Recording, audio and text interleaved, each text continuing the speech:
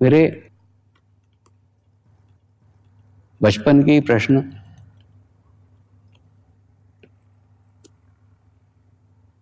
जो आज भी 60 साल के बाद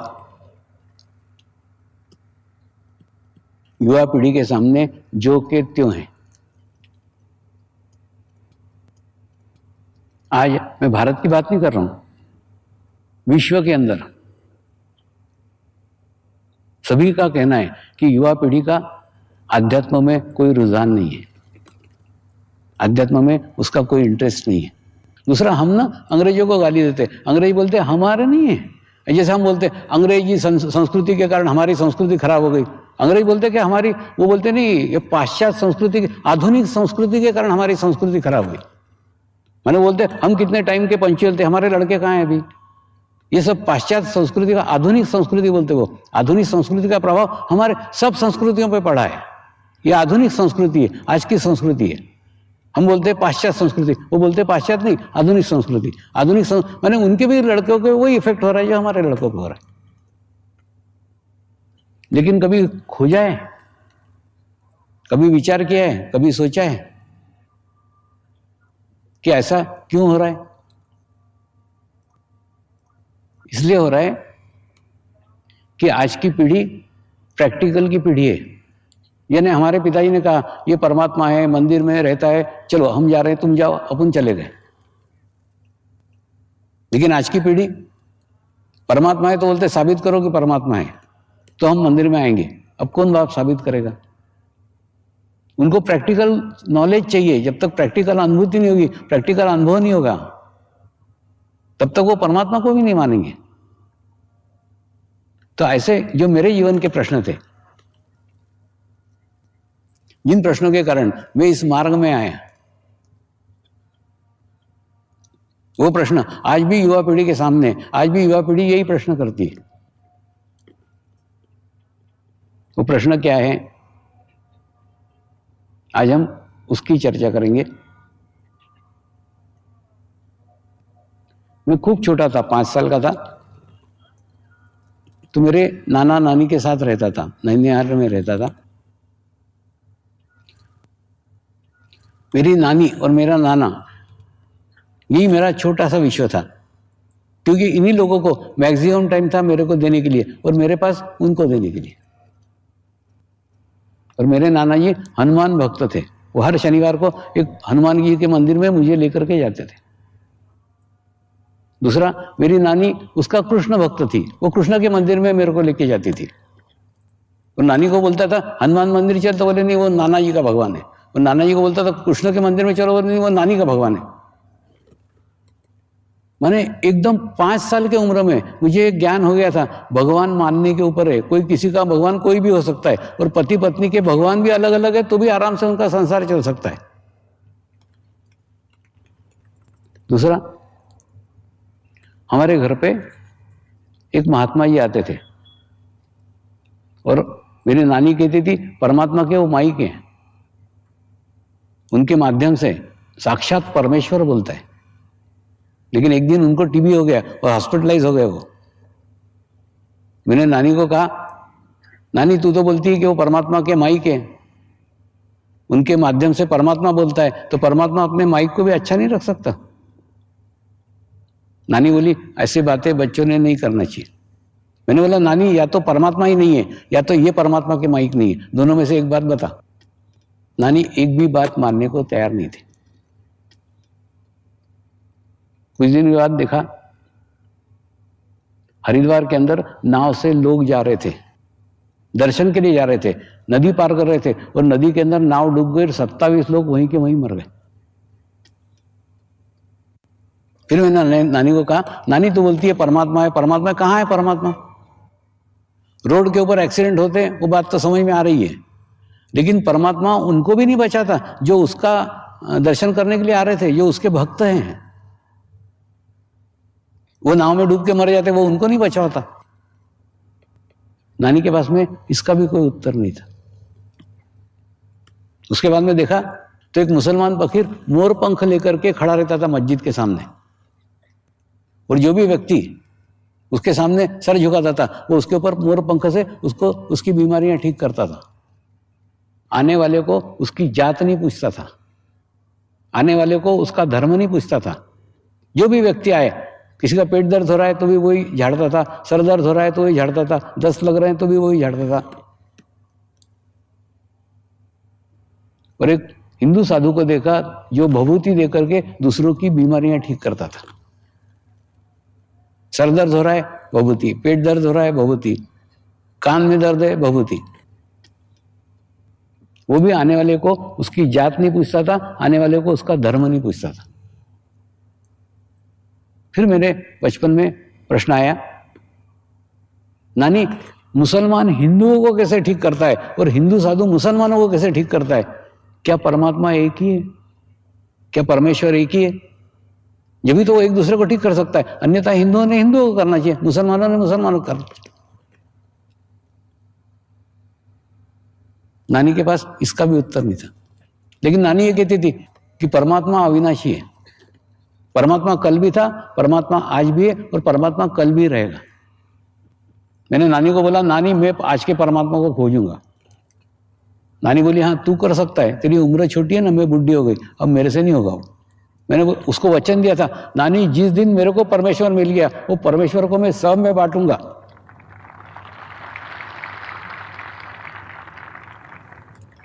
वही कार्य बाद में जीवन में कर रहा हूं। एक बार कृष्ण के मंदिर में पुजारी एकदम चिपक करके बैठा हुआ था। वो मुझे प्रसाद देता था तो मेरा भी भाव उसके प्रति बहुत अच्छा था। मैंने सोचा चलो भगवान को बारे में इसको पूछा जाए, क्योंकि ये भगवान के एकदम चिपक करके बैठता है, करीब बैठता है, पास में बैठता है, इसको तो अच्छा नॉलेज होगा, अच्छा ज्ञान होगा। लेकिन दूसरे दिन सत्यनारायण की पूजा करने के लिए जब वो हमारे घर पे आया तो 11 रुपए की जगह 21 रुपए दो करके झगड़ा करने लग गया नाना जी से। मैंने सोचा यही इतना लालची तो भगवान कितना लालची होगा। मैंने सारे रास्ते, सारे मार्ग भगवान के बंद हो गए, कोई रास्ता नहीं बचा, कोई मार्ग नहीं बचा जिसके रास्ते से खोजा जाए। और मेरा नाना जी के साथ बहुत प्रेम था। वो कुछ नहीं, उनके पास जो कुछ पैसे आता था उससे छोटी छोटी पतंगे लाते थे, वो गली में बांटते थे, गिल्ली डंडा लाते थे बांटते थे, कंचे लाते थे बांटते थे। सबको बांटना उनका स्वभाव था और मेरे को काफी समय देते थे, काफी टाइम देते थे। एक दिन अचानक उनकी तबीयत खराब हो गई। उनकी तबीयत खराब हो गई तो मामा ने मुझे कहा सामने डॉक्टर रहते उनको बुला ला। तो जैसे मैं बुलाने गया, कुछ दूर नहीं था यहाँ से, बिल्कुल जैसे 4 मकान छोड़ के ही घर था। मैं शाम का समय था, दौड़ते दौड़ते उनके घर गया तो डॉक्टर साहब बाहर गार्डन में खड़े थे और गार्डन में खड़े रह करके आकाश की तरफ देख रहे थे और उनकी पत्नी भी आकाश की तरफ देख रही थी। बोली कितना बड़ा है ना, कितनी लंबी पूंछ है ना। ऐसे आपस में बात, ये 2-3 वाक्य मैंने सुने। मेरे को लगा ऊपर कोई राक्षस है कि जो बहुत लंबा है और बड़ी पूंछ है, ऐसी बातें कर रहे हैं। वो जो वहां से भागा तो सीधे वो नाना जी के गोद में जाके बैठा। फिर नाना जी को बताया, वो वहां पे ऐसा कुछ वर्णन कर रहे हैं, बहुत लंबी पूंछ है और लंबा दिखता है, बड़ा है। बोले डरे मत, वो धूमकेतु है, वो कोई राक्षस नहीं, एक तारा है, वो दिखता है, वो आज दिख रहा है। तो उस दिन वो धूमकेतु तारा दिखा था। और दूसरे दिन सवेरे में उठा तो देखा तो पड़ोसी के घर में बेडरूम में मैं सो रहा था और उन्होंने मुझे दुनिया भर के खिलौने लाके दिए थे। बोले नहीं आज तेरे को यही रहने का है, तेरे को संभालने का काम दिया है, ये तेरे को जो खाने को चाहिए वो दे रहे हैं, जो खिलौने। मेरे समझ में नहीं आया मैं इनके घर में क्यों लाया गया। रात को तो मैं नाना जी के पास सोया था। और दूसरे दिन देखा तो दूसरे दिन से नाना जी दिखना बंद हो गए। नाना जी का देहांत हो गया था उसी रात को, इसलिए मेरे को वहां से हटा दिया था। उसके बाद में जब भी मैं पूछता था नाना जी कहाँ गए, बोले नहीं वो तो भगवान के पास गए। मैं बोला मेरे को भी जाने का है। वो हर दफे तो शनिवार को लेके जाते भगवान के पास, मैं जाता हूँ शनिवार को, नहीं तो मैं ही चला जाता हूँ अकेला। नहीं वो बोले मंदिर में नहीं गए, वो तो भगवान के पास गए। मैं बोला मेरे को भी भगवान के पास जाने का। बोले नहीं ऐसा नहीं बोलते। मेरे समझ में नहीं आया कि भगवान के पास नहीं जाने का है और फिर जाने भी नहीं देते, क्या प्रकार के, कुछ समझ में नहीं आए। तो मेरे को कोई भगवान नहीं चाहिए था, मेरे को तो नाना जी चाहिए थे। तो नाना जी की खोज करने के लिए फिर मैंने भगवान के पास जाने का क्यों इच्छा हुआ, भगवान को खोजने की क्यों इच्छा हुई, नाना जी चाहिए थे। नाना जी भगवान के पास गए, इसलिए भगवान के पास खोजने का, भगवान को जानने का, ताकि नाना जी प्राप्त हो। लेकिन ये पागलपन में नाना जी कब बाजू में होगा और कब भगवान सामने आ गया वो मालूम नहीं। बाद में भगवान की खोज चालू हुई, परमेश्वर को ढूंढना चालू हुआ, परमेश्वर को खोजना चालू हुआ। दूसरा, परमेश्वर के नाम पे जिसने जो जो कहा सब किया। किसी ने बोला 24,000 गायत्री का जाप करो, वो किया। किसी ने बोला हवन करो, हवन किया। किसी ने बोला पाठ करो, पाठ किया। जो जो कहा वो सब किया ताकि भगवान की प्राप्ति हो, लेकिन भगवान की प्राप्ति नहीं हुई। तो मैं मेरे अनुभव से बताता हूं, प्रयत्न से कभी भगवान प्राप्त नहीं होते। आध्यात्मिक क्षेत्र में प्रयत्न को कोई स्थान नहीं है। दूसरा, मेरे अनुभव, मेरे एक्सपीरियंस आपके कुछ काम के नहीं है, आपके कोई काम नहीं आएंगे। जैसे गुरु रहता है ना, एक आकाश मार्ग से गया, एक प्लेन गए, यहां से यहां उधर गए, जाने के बाद में सब मिट जाता है, कुछ भी नहीं दिखता आकाश में। उसी प्रकार से माध्यम चले जाने के बाद में माध्यम का मार्ग भी चला जाता है। माध्यम के साथ ही मार्ग चला जाता है, माध्यम के साथ ही जाया जा सकता है। आज आप मेरे साथ हो, जा सकते हो, चल सकते हो, हम पहुंच सकते हैं। जाने के बाद में कोई गारंटी नहीं, क्योंकि मार्ग बचेगा ही नहीं फिर। हाँ, दिशा मिल सकती है, मैं इस दिशा में गया, उस दिशा में जा सकते हो, लेकिन मार्ग बाकी नहीं रहेगा। मार्ग का महत्व वर्तमान समय का ही है, वर्तमान काल का ही है। इसलिए जब आप आपके अनुभव लेने जाओगे, आप आपकी अनुभूतियां लेने जाओगे, आपको आपकी अनुभूतियां अलग आएंगी। पुस्तकों में लिखी गई अनुभूतियां, पुस्तकों में लिखे गए अनुभव हमको थोड़ा दिशा निर्देश कर सकते हैं, लेकिन वही अनुभव हमको आए ऐसा जरूरी नहीं है।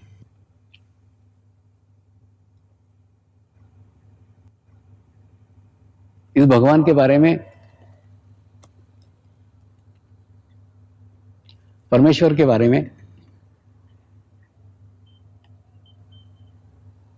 शिरडी के साईनाथ ने क्या कहा है, आज हम उनका ही संदेश समझते हैं,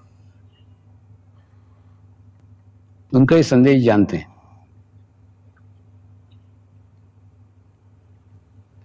उनके इस संदेश को समझने के लिए हमको उनके उस काल में जाना होगा।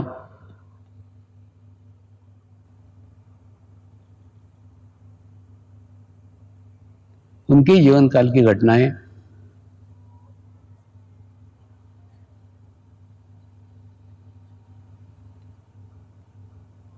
एक दिन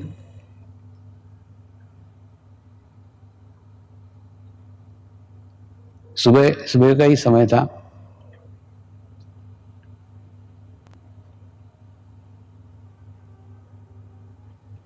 शिरडी के साईनाथ अपने ही द्वारका माई में बैठे हुए थे।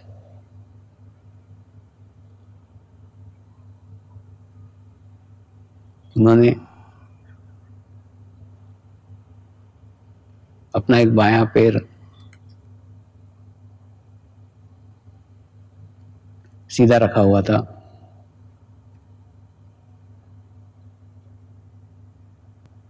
और कल ये चलते समय अंगूठे को चोट लगी थी,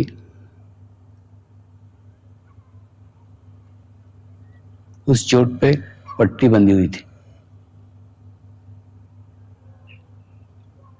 और दाहिना पैर मोड़ करके एक तकिए को टेक करके वो बैठे हुए थे। बाहर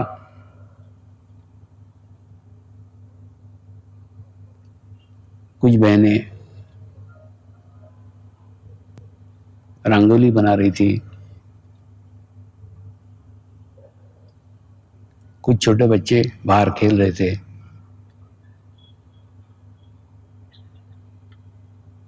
वहीं एक भक्त धुनी के पास बैठ करके धुनी की कुछ राख, कुछ उदी एक पात्र में एकत्र कर रहा था। और दो किसान जो पास के ही गांव से आए थे, उन्होंने उनके ही बगीचे के ताजे जामफल साईनाथ के सामने प्रसाद के रूप में रखे थे। साईनाथ के बाएं पैर के पास एक मालन ने एक बहुत बड़े देशी गुलाब की टोकरी लाके रखी थी। देशी गुलाब की खुशबू साईनाथ के चरणों से निकलने वाले चैतन्य के कारण सारे वातावरण में फैल गई थी। खूब शांति का, खूब प्रसन्नता का वातावरण था। ऐसे ही समय पास के गांव से कुछ युवक शिरडी के साईनाथ को मिलने के लिए आए।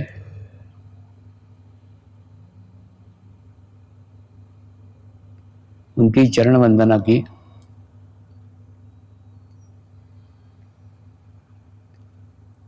साईनाथ ने अपने हाथ से, अंगूठे से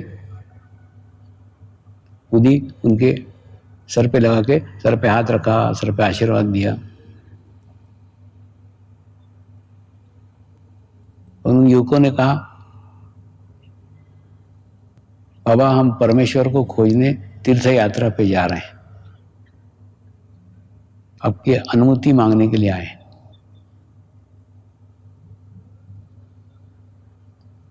शिरडी के साईनाथ ने कहा, तीर्थ यात्रा करने जा रहा हूं, अच्छी बात है। तीर्थ यात्रा युवा अवस्था में की जानी चाहिए, लेकिन परमेश्वर को खोजने जा रहा हूं, ये तो गलत है। खोजा उसको जाता है जो खो गया है, परमेश्वर खोया हुआ नहीं है। परमेश्वर तुम्हारे ही भीतर है, तुम्हारे ही अंदर है, और जो अंदर है उसको बाहर खोजोगे तो जीवन में निराशा ही हाथ आएगी। जीवन भर खोजते रहोगे तो भी परमेश्वर कभी नहीं मिलेगा, परमात्मा कभी नहीं मिलेगा। परमात्मा तुम्हारे अंदर इत्था है, इत्था। अपने हृदय की तरफ इशारा करते हुए उन्होंने कहा, यहां पे परमात्मा है। तो परमेश्वर को बाहर मत खोजो, बाहर मत ढूंढो। ये संदेश, ये मैसेज उन्होंने उन युवकों को दिया। हम भी हमारे जीवन में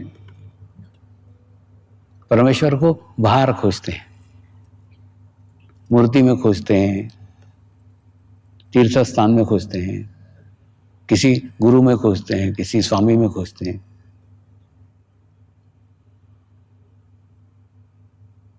ये खोज हमारी जब तक बाहर रहेगी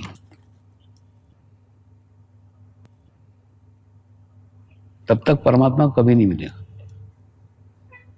दूसरा, प्रयत्न से और प्रयास से परमात्मा कभी नहीं मिलता।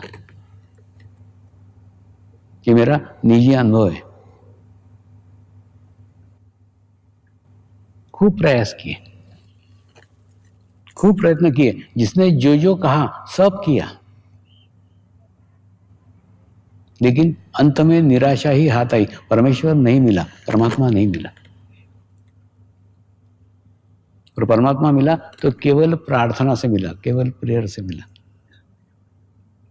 जब सारे प्रयत्न छूट जाते हैं, क्योंकि शरीर से परमात्मा को खोजा ही नहीं जा सकता।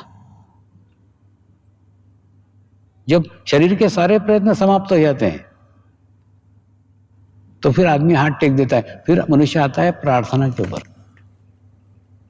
फिर मनुष्य आता है प्रेयर के ऊपर। और परमात्मा प्रार्थना से ही मिलेगा, प्रयत्न से कभी नहीं मिलेगा। और परमात्मा बाहर है ही नहीं, परमात्मा तुम्हारे ही भीतर है, तुम्हारे ही अंदर है। सिर्फ तनिक अंदर जाने की जरूरत है, अंदर जाने की आवश्यकता है। जैसे अंदर जाओगे तुमको परमात्मा अंदर ही अनुभव होगा। आपकी सारी खोज बाहर की सारी समाप्त हो जाएगी, सारी भटकन समाप्त हो जाएगी, सारी अशांति समाप्त हो जाएगी। एक शांत चित्त, एक शांति की स्थिति आपको आपके जीवन में प्राप्त होगी और परमात्मा की खोज समाप्त हो जाएगी।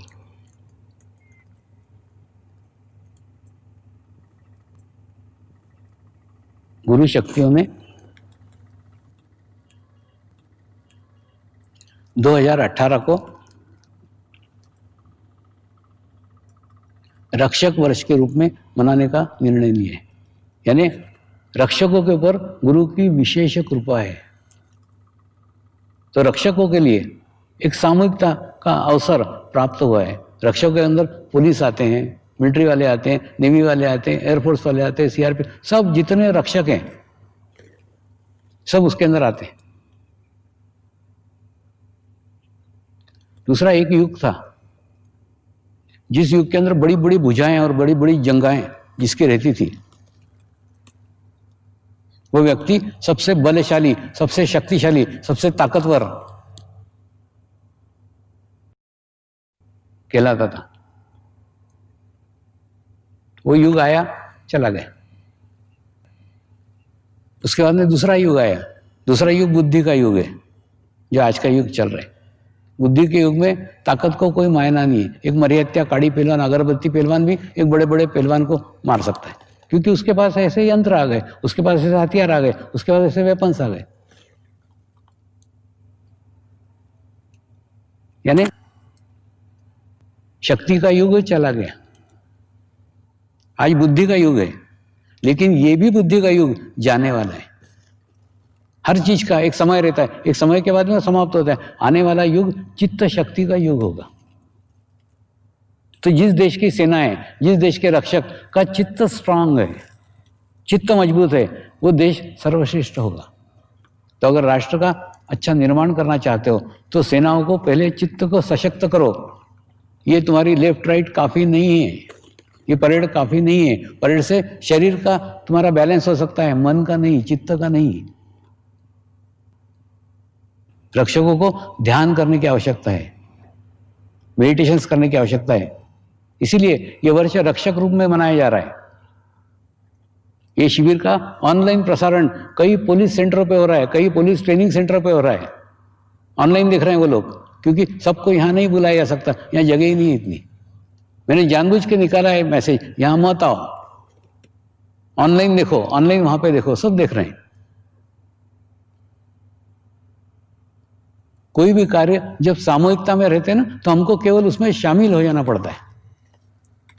तो उनको केवल शामिल हो जाने की आवश्यकता है। तुम भूल जाओ तुम कौन से पोस्ट के ऊपर हो, किस पद के ऊपर हो, सब पद भूल जाओ।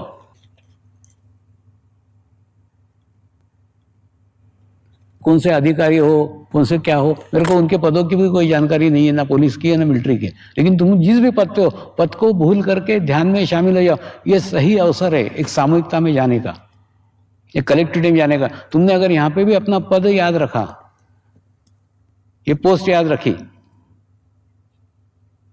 तो शामिल नहीं हो पाओगे, सामूहिकता का आनंद नहीं ले पाओगे। और दूसरा, यहां डिसिप्लिन से नहीं आएगा, यहां भाव से आएगा।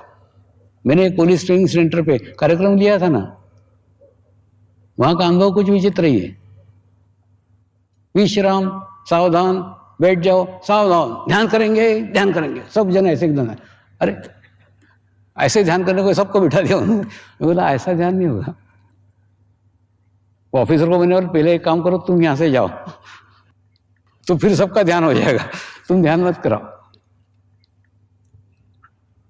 तो पुलिस में भी डिसिप्लिन से थोड़ी देर के लिए भूल जाओ ना कि तुम पुलिस हो, थोड़ी देर के लिए तुम भूल जाओ तुम मिलिट्री में हो, थोड़ी देर के लिए भूल जाओ तो तुम एक मनुष्य हो।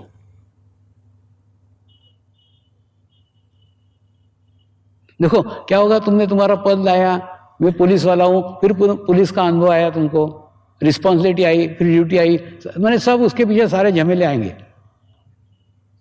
ये सब पदों को सबको भूल जाओ ना थोड़ी देर के लिए।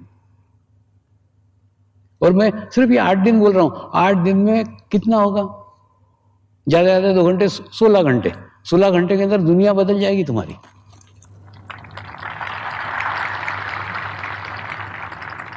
तुमको कुछ भी नहीं करने का है, सिर्फ बैठे रहने का है ठोले जैसा, बाकी कुछ नहीं, सब हो जाएगा। अरे मैं ही कुछ नहीं कर रहा हूं तो तुम कहां से कुछ करोगे? सच्ची बता रहा हूं, इसमें कुछ नहीं करने का है। आध्यात्मिक क्षेत्र में प्रयत्न को कोई स्थान ही नहीं है। देखो कैसे मैं बताता हूं, ये ना अपनी सूर्य नाड़ी रहती है, ये रहती है चंद्र नाड़ी, और ये मध्य नाड़ी। तुमने कोई भी प्रयत्न किया, तुमने कोई भी प्रयास किया, तुम सूर्य नाड़ी में चले जाओगे, क्योंकि सारे प्रयत्न शरीर से होते हैं। इसलिए इसमें प्रयास नहीं करने का, इसमें प्रयत्न नहीं करना है। आपको क्या करने का है मालूम है? ये जो मैं बड़बड़ कर रहा हूं, ये करते रहूंगा, रोज 2-2 घंटे 3-3 घंटे करूंगा, उसमें कोई महत्व नहीं है। क्या बात कर रहा हूं उसको कोई महत्व नहीं है। शब्द माध्यम है, संस्कार के संक्रमण के, एनर्जी के संक्रमण के, वाइब्रेशंस के संक्रमण के माध्यम है। तुम अंतर्मुखी होकर देखो ना, मेरे बैकबोन में क्या हो रहा है, मेरे हार्ट पे क्या इफेक्ट आ रहा है, मेरे सर पे क्या इफेक्ट आ रहा है, मेरे सहस्त्रार पे क्या अनुभव हो रहा है, मेरे हाथ में क्या अनुभव हो रहा है, मेरे पैर में क्या अनुभव हो रहा है, मेरे को खुजली कहां छूट रही है। देखो क्या होता है मालूम है, सबसे बड़ा दुश्मन तुम्हारा शरीर है, वही विरोध में खड़ा हो जाएगा। जहां खुजली नहीं छूटती वहां खुजली छूटना चालू हो जाएगी। तो ये सब विरोध तुम्हारे ही, तो इसका ऑब्जर्वेशन करो। बहुत देख लिया रे बाबा, बहुत देख लिया, आखी जिंदगी दुनिया भर देख ली, अब अपने को देखो ना। जब से पैदा हुए हो ना, तब से सभी को देख रहे हो। हम मां के गर्भ से लेकर के आज तक दूसरे को ही देखते चले आ रहे हैं, कभी अपने को भी तो देखो। तब बाहर का देखना खूब हो गया, सब देखना बंद करके अपना आत्मनिरीक्षण करो। मेरे को क्या अनुभव हो रहा है, मेरे को क्या लग रहा है, मेरे अंदर क्या चेंज आ रहा है, मेरे अंदर क्या बदलाव आ रहा है।